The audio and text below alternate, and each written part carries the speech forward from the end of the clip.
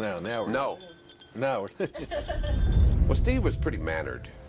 You know, if you look at the body of his work, you'll see a lot of things very similar. The renowned star of Maverick and the Rockford Files, James Garner, was renowned for his honesty, charisma, and wit. However, he suppressed one story for decades. Not only was his stint on The Great Escape a significant milestone in film, I don't understand you, Werner. Report what? That you and I were chatting in my room? it served as the setting for a heated argument with one of Hollywood's most mysterious celebrities, Steve McQueen.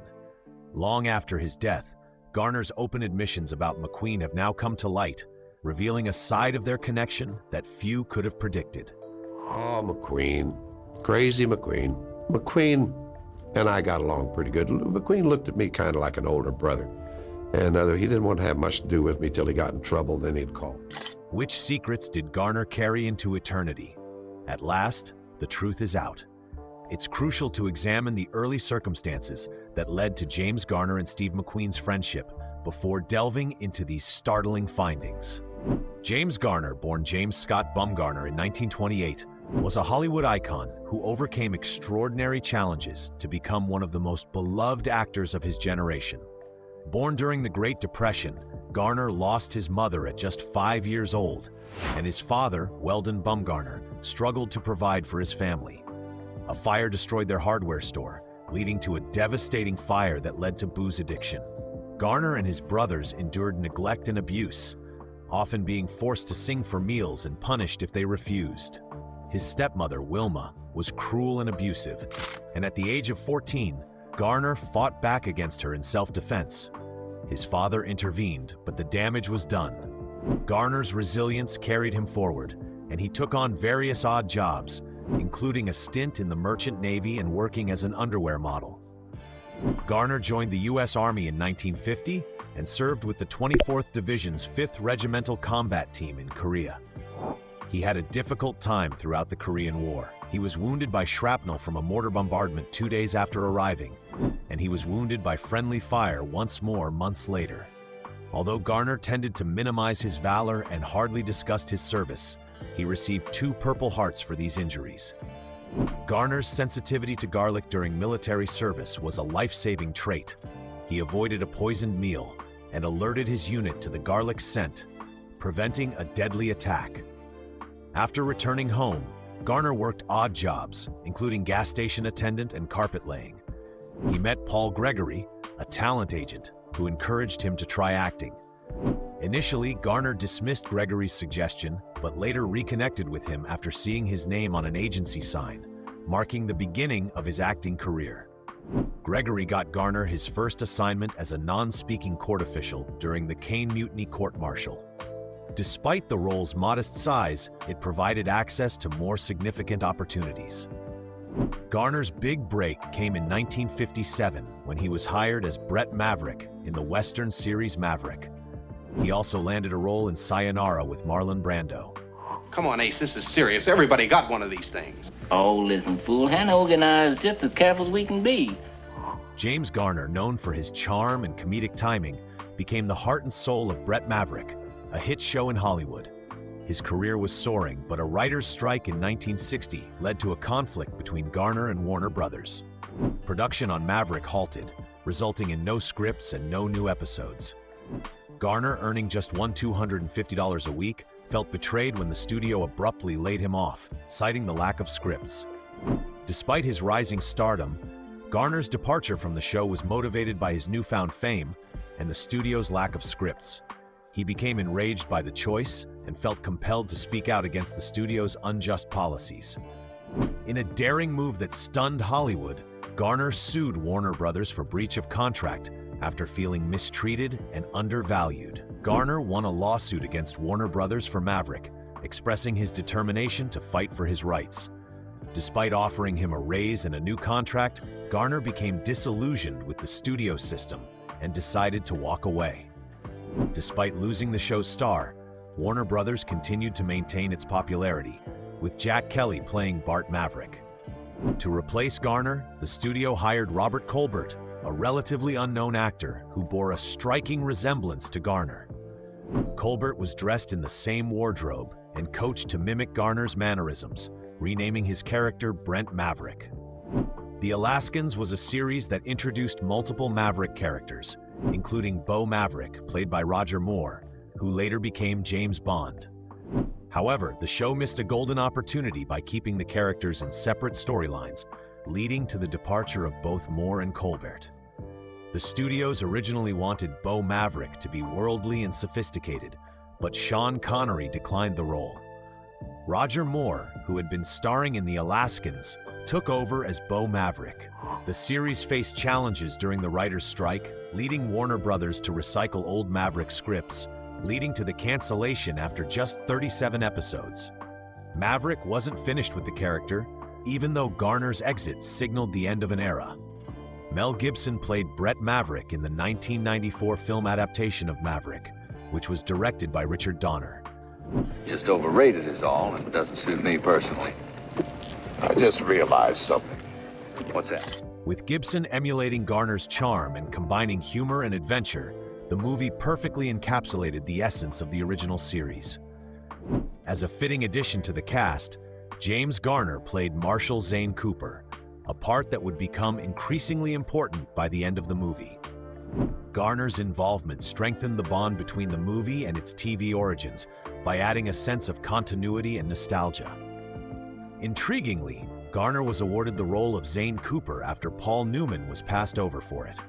This was a poetic turn of events considering Garner's connection to the Maverick tradition. James Garner's 1994 Maverick film was a critical and commercial success, but his role in The Great Escape, a 1963 war drama, solidified his stardom. The film, based on a true story, chronicled a daring prison break by Allied prisoners of war during World War II. Garner's character, Henley, charms his way through a German POW camp, while McQueen's Cooler King and Bronson's Tunnel King face setbacks. My baseball rolled over there. How am I gonna get my baseball? You first ask permission. Oh, okay. Despite their triumph, the harsh realities of war overshadow their triumph, with many prisoners being hunted down by the Gestapo. The film gained a permanent place in cinematic history thanks to its compelling plot and endearing characters. The screenplay for The Great Escape was written to showcase the skills of its ensemble cast, even though it was partially based on Paul Brickhill's true story. As a consequence, a picture that struck a chord with viewers all across the world was full of tension, friendship, and unwavering hope.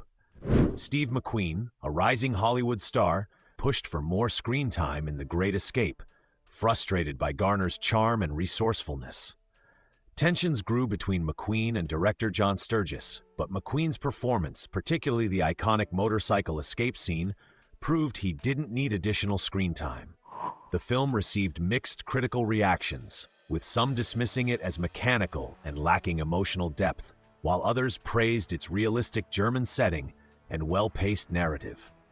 Hollywood feuds between stars like James Garner have captivated fans and fueled headlines.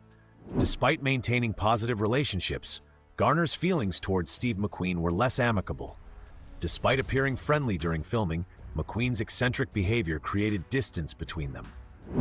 Garner later expressed his candid opinion of McQueen in his 2011 memoir, comparing his behavior to Marlon Brando's unpredictability.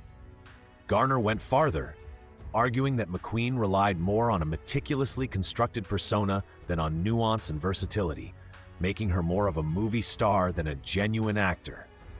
He thought McQueen's performance potential was constrained by this strategy. In addition to McQueen's acting, Garner was also annoyed by his on-set conduct, which included tantrums and disturbances.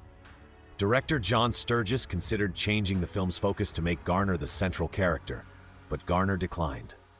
Instead, he addressed McQueen directly, revealing his dissatisfaction with his character. Sturges added motorcycle stunt scenes and revised the character, but Garner viewed McQueen's demands as unnecessary and self-serving. In The Garner Files, Garner shared personal anecdotes about his career and relationships, including criticism of Jack Warner and Charlton Heston.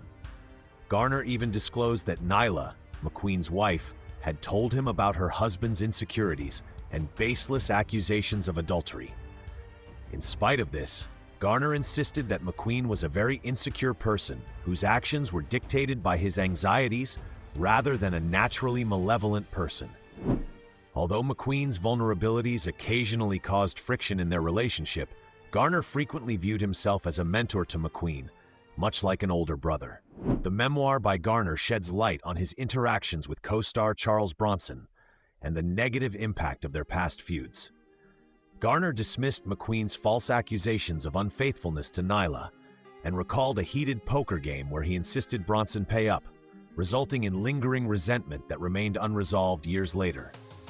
Garner wasn't hesitant to expose the intricacies hidden beneath his polished, all-American facade in the Garner Files. Audiences loved Garner's easygoing, down-to-earth appeal, but he also revealed the darker aspects of his life. His use of drugs, including MJ and white stuff, was one of the most shocking disclosures.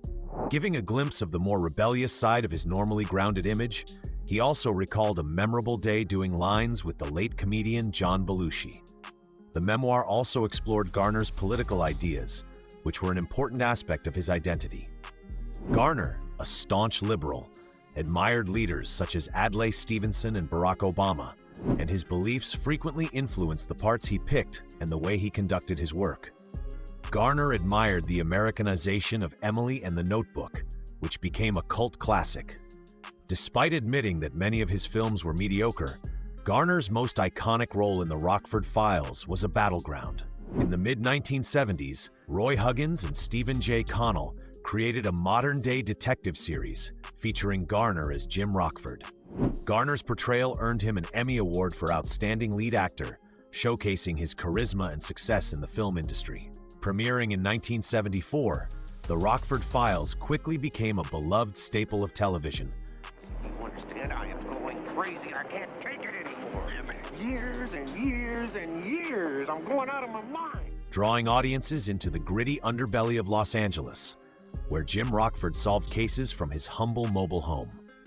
Rockford wasn't your typical action hero. Unlike the invincible and polished protagonists of the era, he was flawed, often down on his luck, and incredibly relatable.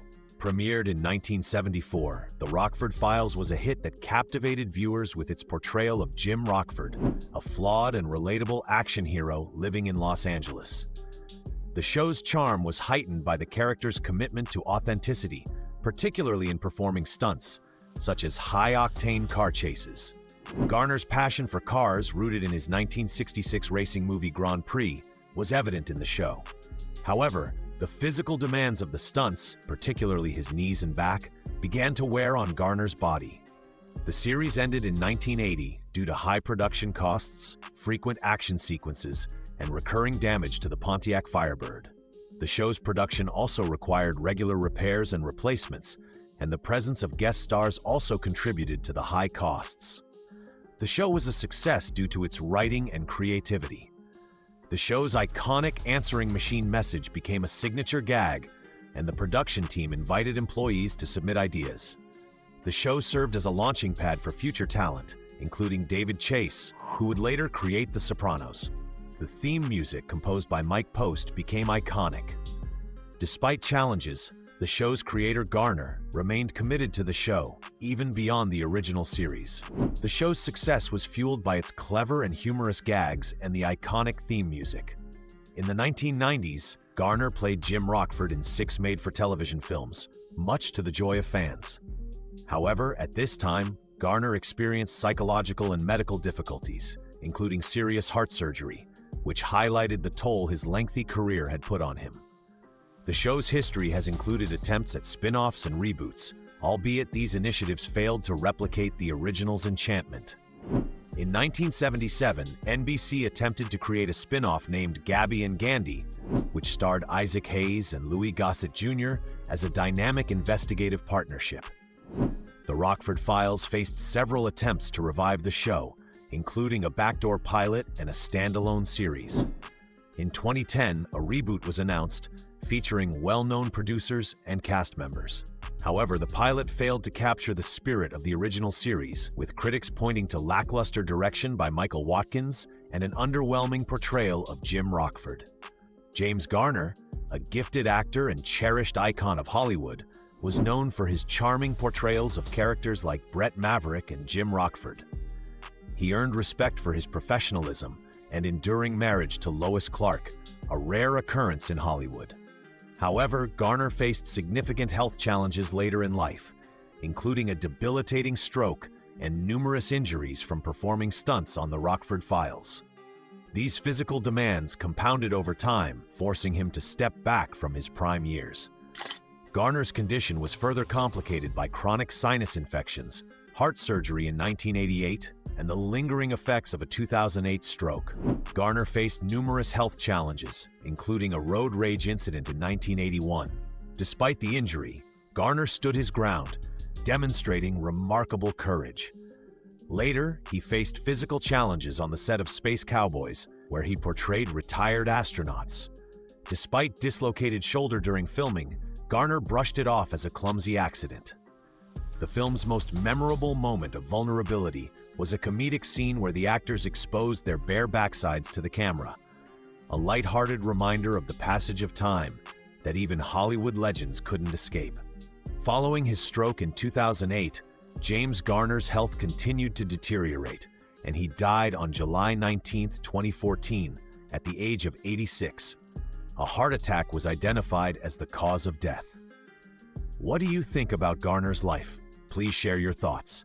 To keep up with our most recent material, please like, subscribe, comment, and enable post notifications if you liked it.